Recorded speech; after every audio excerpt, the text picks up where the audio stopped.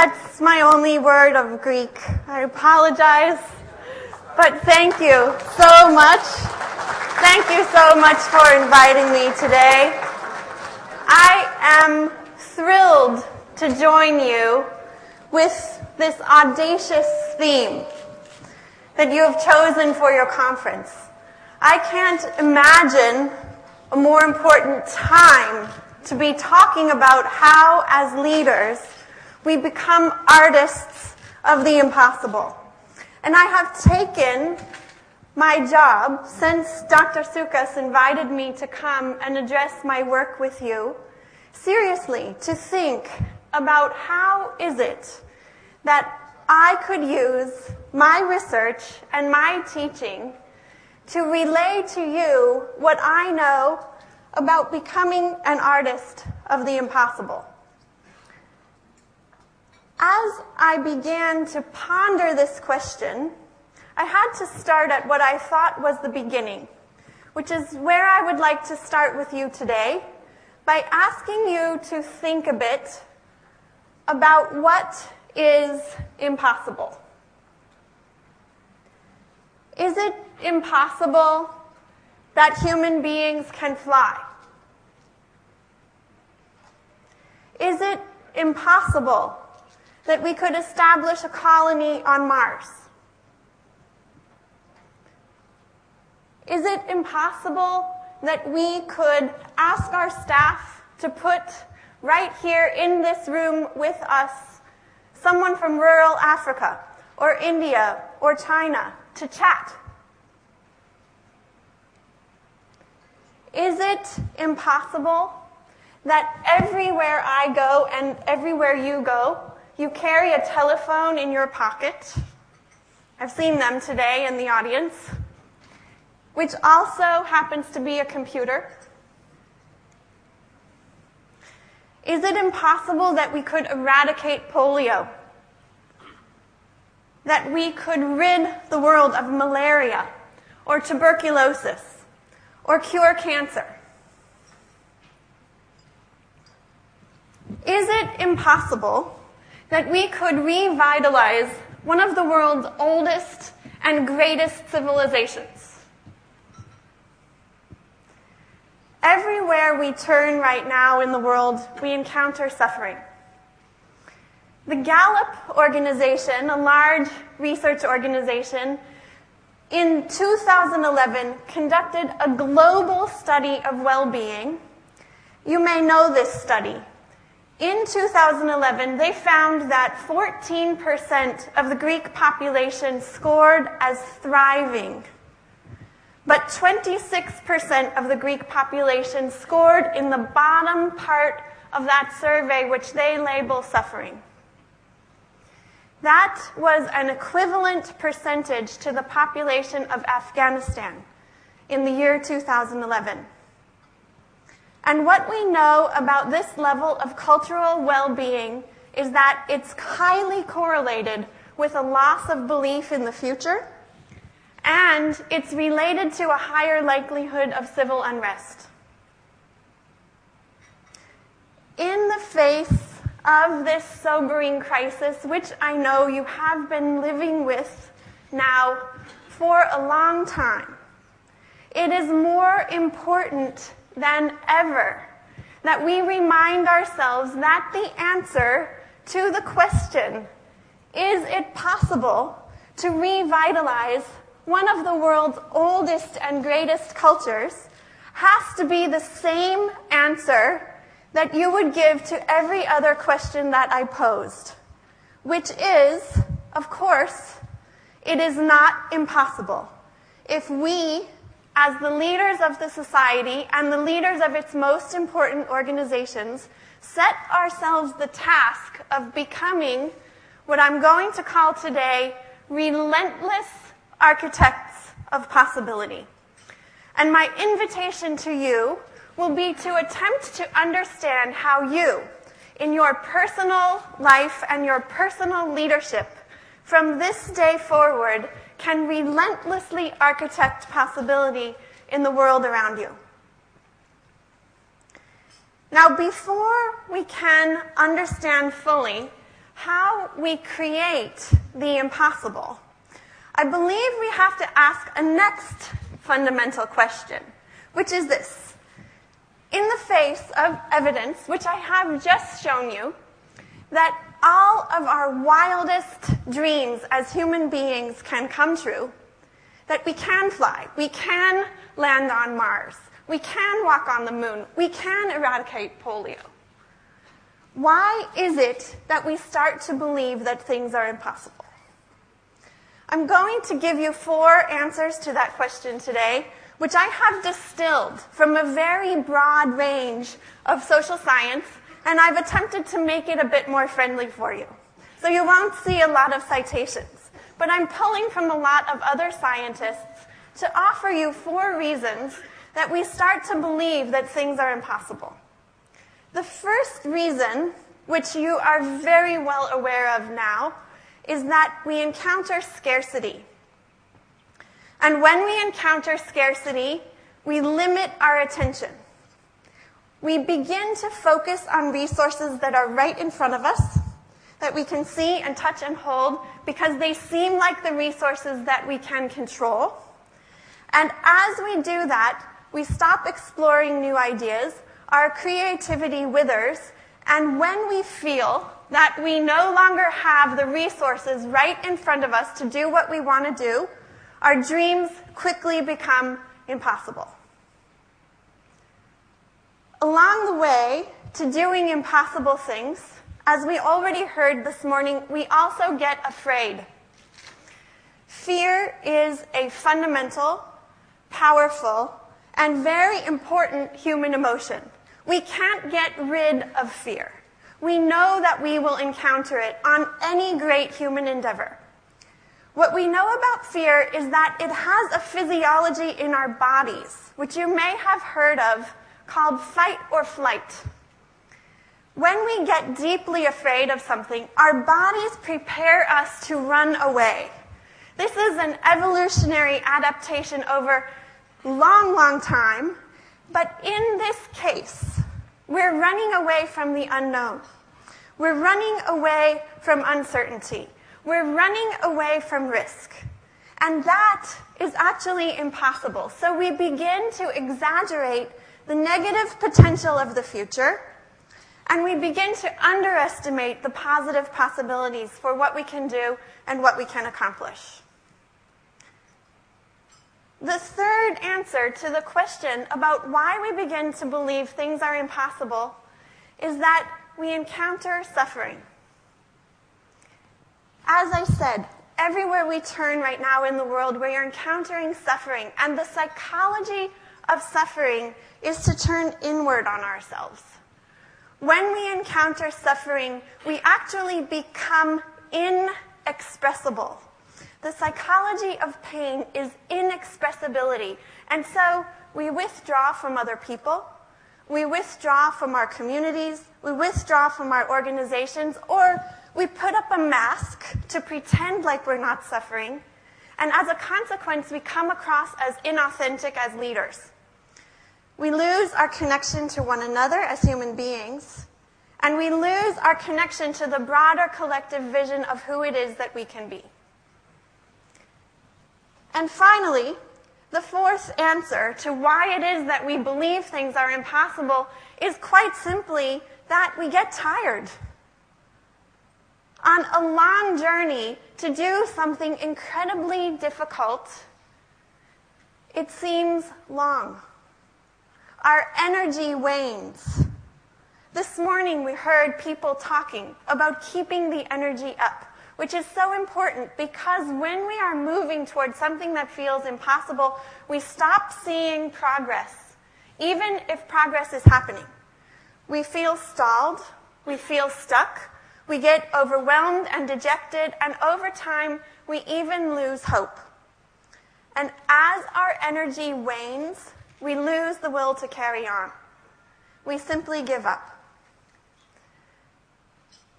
So what I claim to you today is that we cannot eradicate scarcity. We cannot get rid of fear in our organizations. We cannot drive out pain from the human experience, and we certainly cannot stop from getting tired.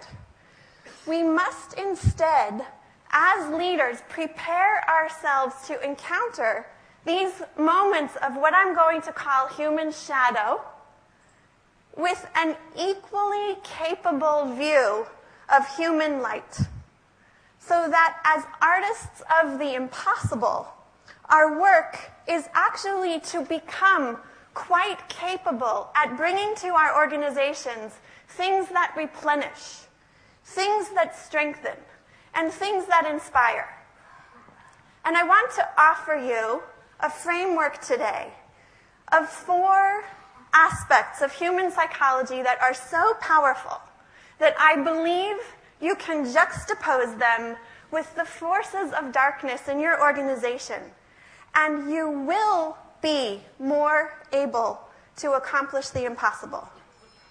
When you encounter scarcity that's limiting your employees' willingness to explore, your job as a leader is to unlock their curiosity and help them light the way toward new horizons.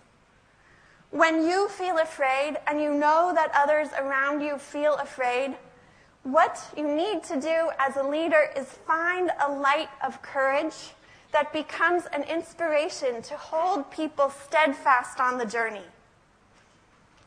When you feel the shadow of human pain falling over your organization, your job as a leader is to uncover a light of compassion that will draw people back together in the bonds of human community.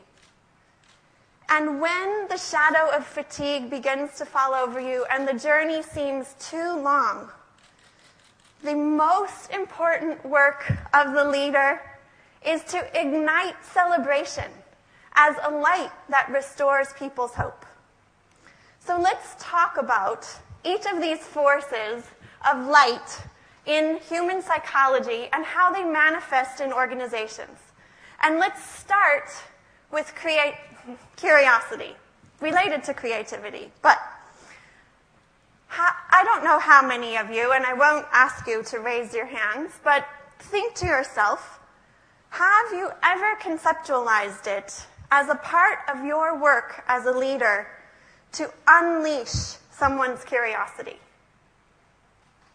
Most leaders that I talk to have not conceptualized of their work this way, but it's very important that you do, because in a knowledge economy that's getting more and more and more competitive, curiosity is one of the most powerful forces you have at your disposal.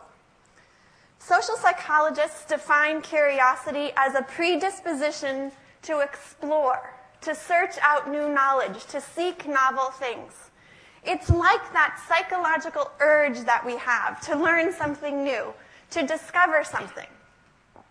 And the archetype of human curiosity we might think of as Albert Einstein, who tells us in this quote on the screen that most of us, if we're on a journey toward the impossible, are likely to give up searching way too soon. Now, another question. Think to yourself, how many of your employees come to you like Einsteins, ready to unleash their best thinking and drive their curiosity and find needle after needle after needle in the haystack to solve your hardest problems? Most of the time, our employees don't come to us like this. Most of the time, they come to us more like this. This is my best joke, so if you're not going to laugh now, it's all downhill from here. Full of potential, right? Our employees are full of potential, but in need of direction. Now remember that I told you when you feel scarcity, you will focus on resources that are right in front of you, that you feel that you can control, which means that you will overlook the potential hidden in your employees. And it's very important to overcome this because it's one of your most limitless resources. And it's actually easier than you think to unlock their potential by making them curious. Highly curious people in laboratory studies that have been done a lot score slightly higher on tests of intelligence. That's the green bar. What's more impressive and more important to me as an organizational psychologist interested in people's work is that highly curious people score dramatically higher as adults on tests of problem solving and analytic ability, which means that curiosity is a force that keeps us learning past childhood and past the end of when we think intelligence stops forming. Curiosity keeps us growing, it keeps us discovering new things, and questions are the engine of curiosity. That's very good news for us as leaders because you know what we can all do? Ask more questions, ask better questions, and teach other people around us to ask more questions and better questions. I'd like to tell you a brief story of a long-term case study that I have been involved in at Cypress Semiconductor, which is a niche semiconductor firm headquartered in Silicon Valley, but with manufacturing plants all over the world. In the late 1990s, Cypress Semiconductor had invented a brand new way to produce high-quality, very fast memory chips. And they were poised to enter this particular chip market as the market leader. Something dramatic happened, which is that when they moved the chip, which worked perfectly in the research and development fabricator in San Jose, California, to manufacturing sites around the world, the chips came off the line and they didn't work. The company was losing cash fast, and if they weren't able to enter this market, which they had prepared their analysts to expect that they would enter with a splash, it was going to be very bad news for the company, if not the end of the company. So as you can imagine, the CEO was driving quite intensely to solve this problem. People were working around the clock to try to understand why the chips weren't working, and the former head of research and development at this time at Cypress described it this way. The growth and complexity of this particular chip was eating us alive. Now, the problem was that with the draining of cash and the time pressure, employees at Cypress were encountering a great deal of scarcity.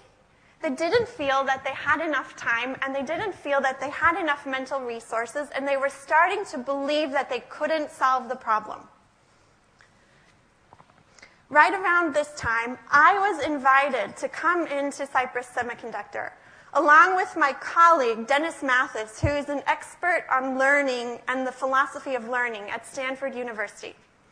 And together, we began to watch what was going on in the leadership of the organization, what was going on in the research and development teams, and what was going on in various other places of the organization.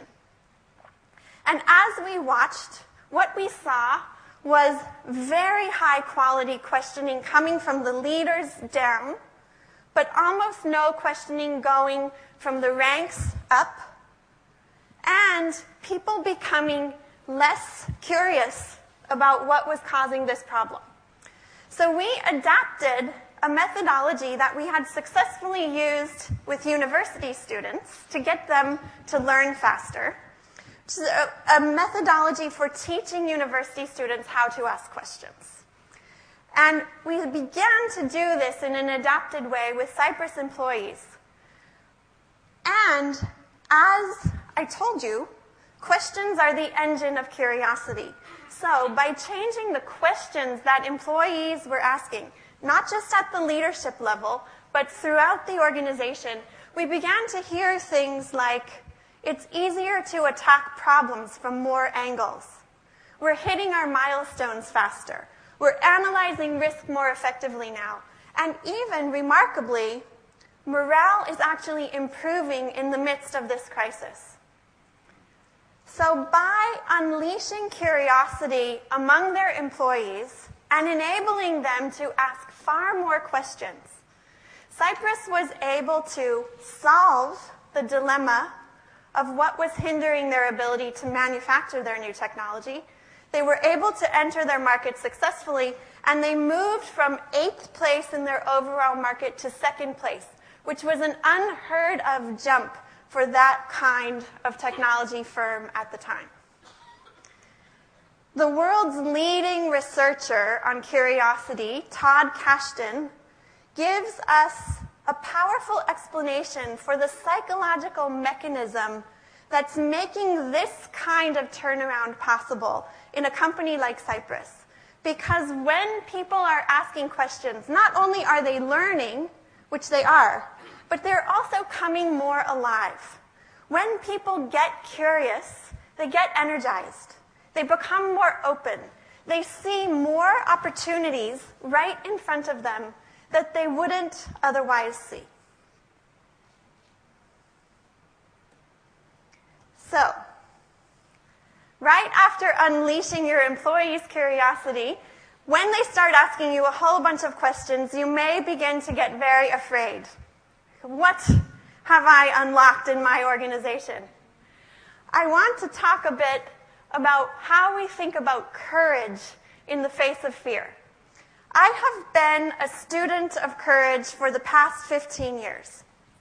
I got interested in this topic before going to graduate school.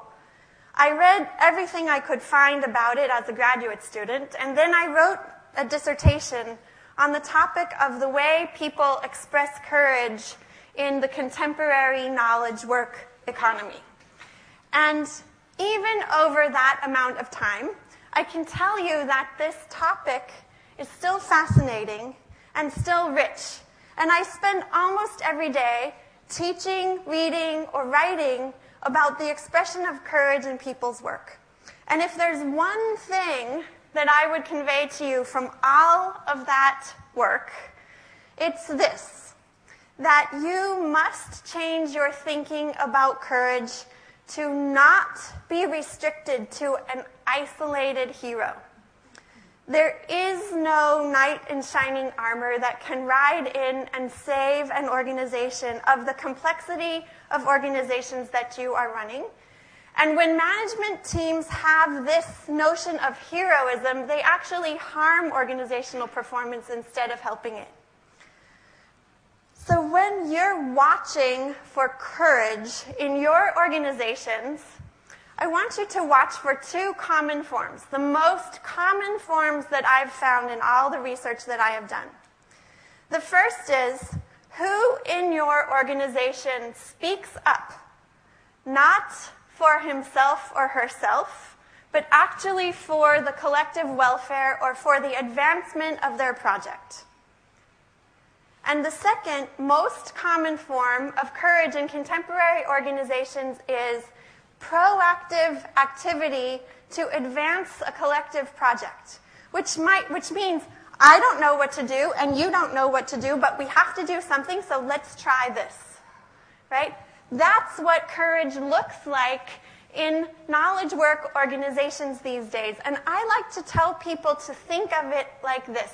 Look for your employees who stand apart, right? They look extraordinary to you, but at the same time, they stand for all, right? You have to have the two of those things together. Otherwise, the heroism runs rampant and destroys things instead of helps them. Now, I would be remiss if we did not right now acknowledge that I'm standing in the land that gave the notion of the hero to Western culture. And I'm deeply appreciative for that. And I am not attempting to undermine the notion of the hero's journey. But you may recognize a rendering here of Odysseus strapped to the mast, attempting to sail past the sirens. What I'd like to ask you to think about today, with this vision of courageous leadership that I've presented to you, as standing out and standing for all, what do you think Odysseus had to say to his crew to get them to do this insane task? I'm going to talk to you about it as if it's a courageous conversation. Leadership is a courageous conversation. Here's a different image of courage and heroism, much more contemporary. This is the memorial to Flight 93, which you may remember is the plane that was brought down by the passengers aboard the plane during its hijacking on September 11th, 2001. Along with my colleague Ryan Quinn at the University of Michigan, we have analyzed and coded and pored over every scrap of evidence that we could find that exists about what happened aboard that plane. Because everything that we know as social scientists, everything that we have been trained about group dynamics, suggests that what happened aboard that plane should be impossible. A group of ordinary people, untrained, unprepared, with very limited time at their disposal, should not have been able to organize themselves collectively and act in the face of great adversity, and yet they did. Right? And yet the evidence is all around us that nothing is impossible. So what we learned, among many things, about what happened aboard that plane is that there was a particular kind of conversation that you can also hold in your organizations. And the conversation involves, 1, making sense of what's happening around us at a fundamental level that incorporates our values, and 2, making sure that we all understand that we're in it together, that we have a collective identity. This morning we heard it talked about as a family, right? So, if you're not managing sailing past the sirens, and you're not managing in the midst of a hijacking, let's talk about this notion of a courageous conversation in a kind of organization that might be more familiar to you. And I'm going to give you 4 questions that you can use in your organization to unfold what I'm calling a courageous conversation that will move you past the hurdles that are now making it seem impossible to accomplish what you want to accomplish. And if you want to read more about these 4 questions, they're adapted from my colleague Robert Keegan at Harvard University in a great book called Immunity to Change. I'm going to give you an example of a fire management agency that's charged with managing fires in the national forest. So we're talking about, yes, firefighters, but also government bureaucracy. The first question to unlock a courageous conversation in this organization is one that's familiar to leaders everywhere. What is it that we're trying to do? For the fire management agency, they wanted to reduce fatalities among their fire management staff. The second question is also a relatively easy question that you probably use in your organization already. What are we doing or failing to do that's preventing us from hitting our objective?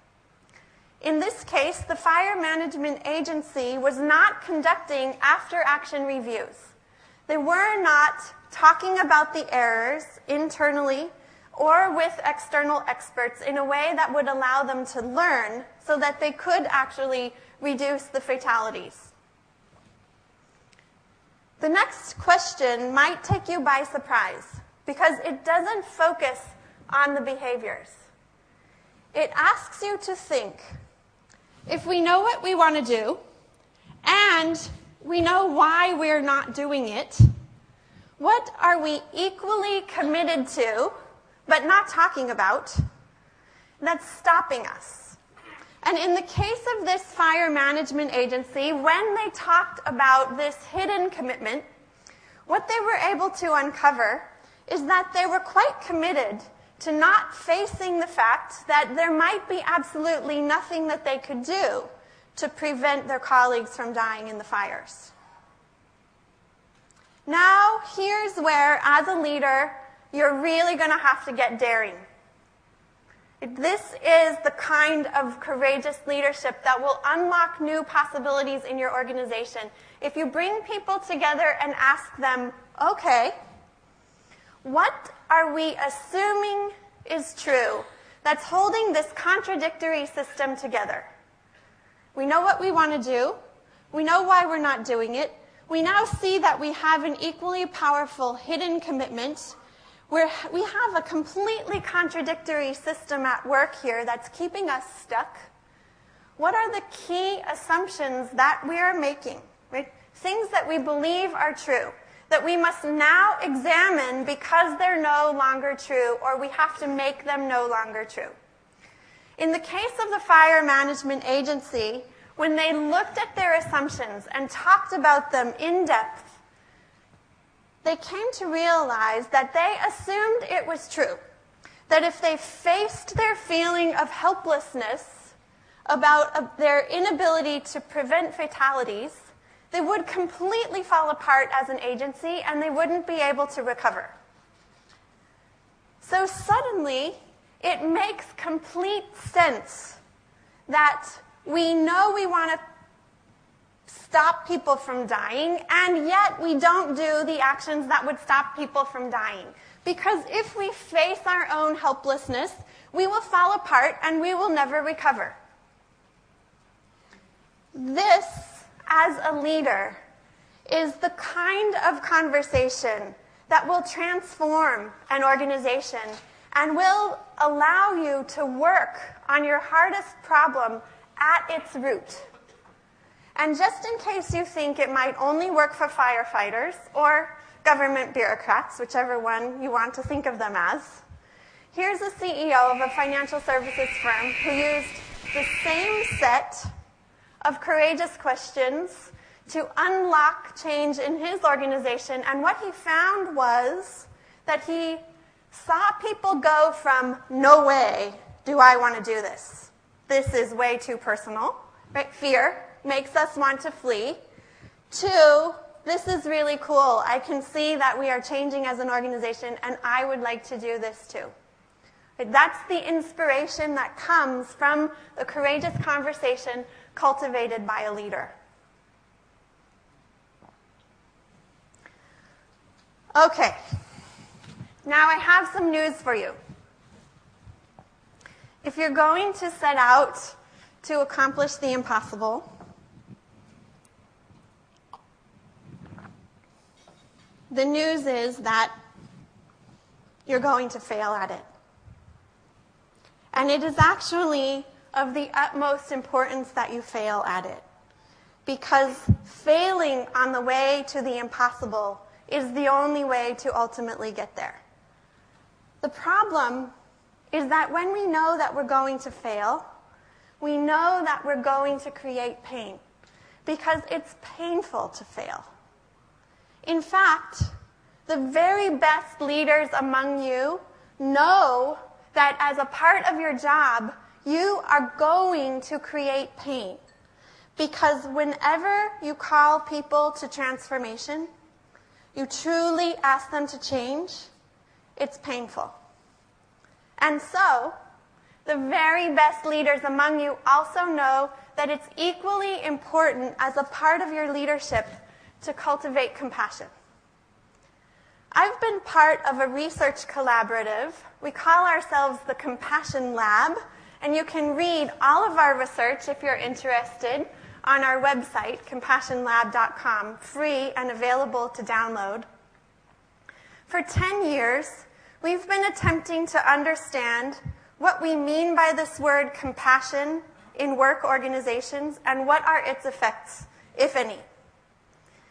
And what we mean by compassion is something very distinct.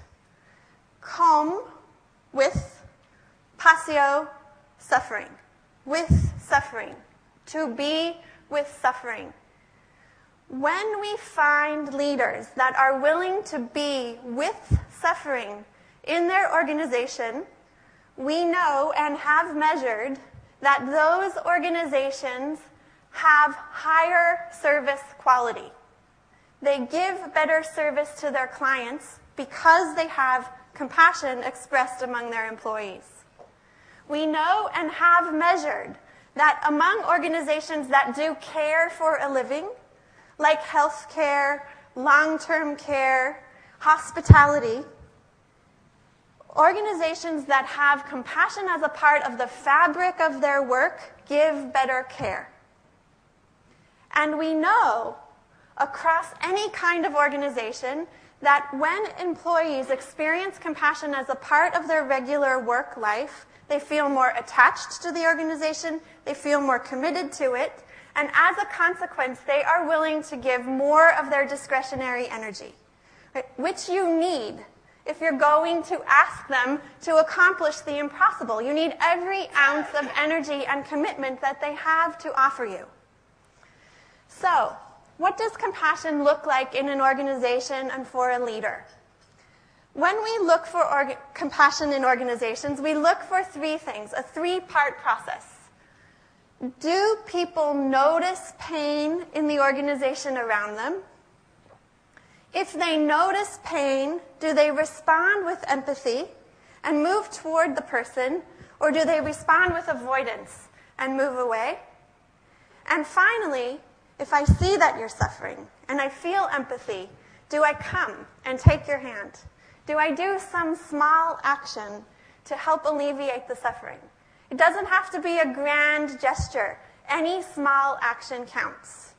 And what I can tell you, after lots of studies about compassion in many different kinds of workplaces, is that an organization can help in these three steps and make them more common and amplify them, or an organization can shut down and hinder any of these three steps and make it much harder for people to be compassionate to one another. So let me give you a very quick example of how compassion looks for a leader in a large organization. John Chambers is the CEO of Cisco Systems. And Cisco Systems you might recognize as a global technology organization. They have 66,000 employees all around the world. John Chambers gave a directive to his staff that he wanted to be notified of any major trauma or life event in the course of an employee's life within 48 hours of it happening. So any major illness, any death of a child, any major episode of suffering for an employee, he wanted to know within 48 hours. And what this directive did for Cisco was dramatically change the way the organization paid attention to suffering. Because suddenly, somebody had to know that an employee was suffering because they had to pass the organization to the leadership. And as the organization got more attuned to suffering, they also knew that they were passing this organization to the leadership not so that it could be counted in some kind of way, but because John Chambers had a personal commitment that whenever he was notified of the suffering of an employee, he would place a phone call directly to the person and simply be with them in their suffering. So, if you think about it from a leadership perspective, it's actually a quite small act. It's making a phone call. But if you think about it from the amplification effect that it has in the organization, that commitment to make a phone call endows people with humanity. It says to everyone in the organization, it's worth being with others who are suffering. And as a model for how to act, it also enables other people to come up with ideas about how they could address suffering too. So the expression of compassion across Cisco systems changed dramatically just with this directive from the CEO to be notified of suffering within 48 hours. One important final point about compassion in your organization, something that people don't usually understand about compassion, is that it has a powerful effect not just on the people who receive it. Now that's usually all we talk about, is the people who receive compassion. But in fact, it has a more powerful effect on the people who give it, and a deeply powerful effect on everyone who witnesses it. So simply being in the presence of compassion or hearing a compassion story changes the way we experience the organization and how attached we feel to that organization. And the theologian Robert Wuthnow gives us the logic for this when he reminds us that compassion ennobles us as people because it reminds us of the best of what our organizations and our society can be. Okay, the shadow of fatigue is creeping in, and Dr. Sugos is checking his watch, so let's talk about fatigue. When people start to get tired and you know there's a long way to go, how do you find a light that keeps them going? I want to give you what might look like an odd answer to that question. If you went to business school, you probably didn't take a class in celebration, unless you took my class. Remember that study by the Gallup organization that I started with? In the same survey in 2011, Global Wellbeing Study, they measured levels of hope. Social psychologists define hope as a positive belief in the future, or a belief in a positive future. And in 2011, 42% of the Greek population scored as hopeless, meaning that they said that life 5 years from now will be worse than life right now or life in the past. What we know as leaders is that means that from what we heard this morning, the tide may be shifting, but it's quite likely that every 2 or 3 people that we run into are feeling a little bit hopeless. It's quite likely that every 2 or 3 clients or customers are harboring a little bit of hopelessness.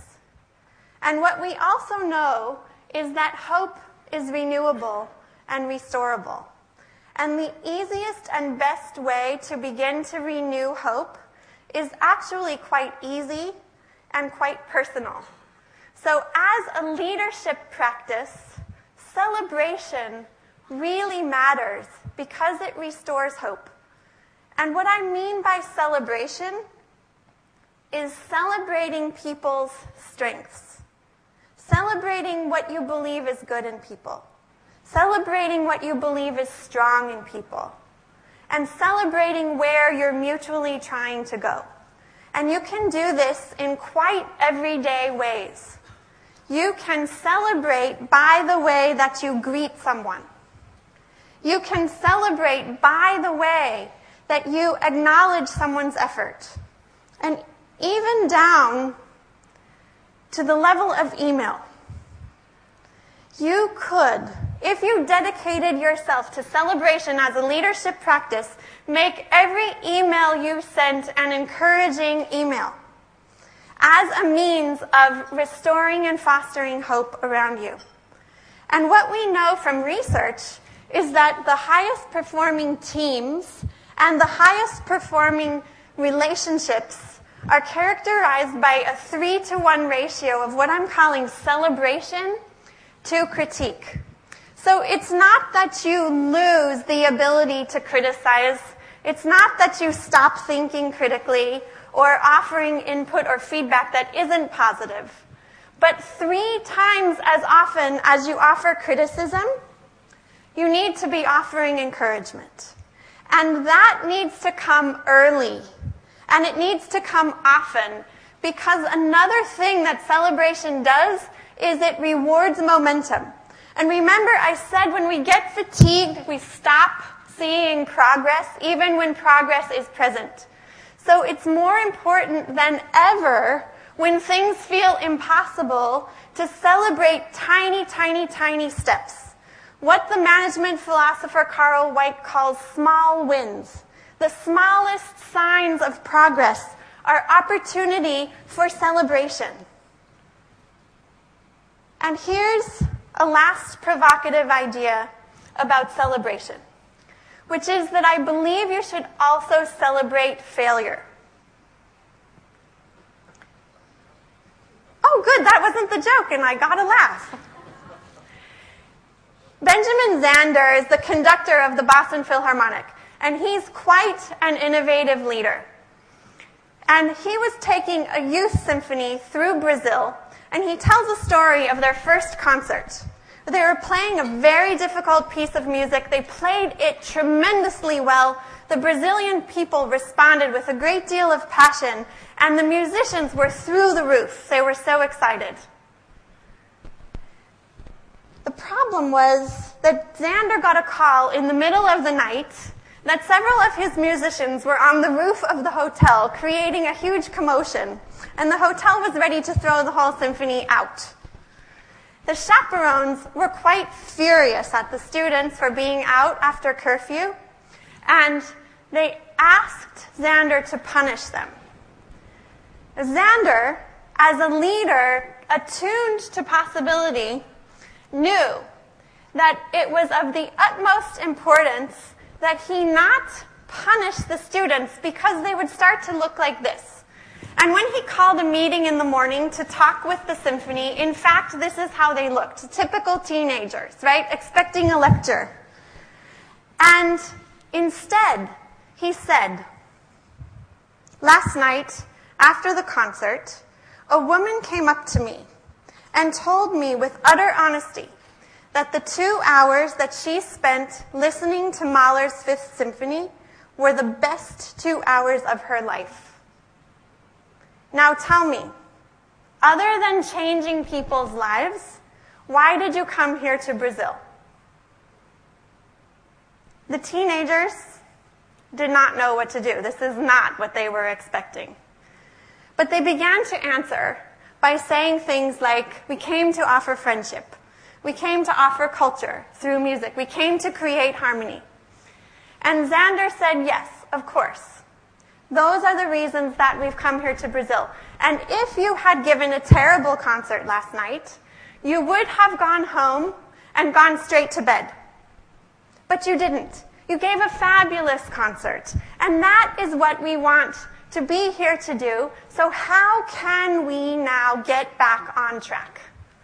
And the musicians left the hall with lots of ideas about how they could apologize to the hotel and lots of ideas about how they could perform even better in the future.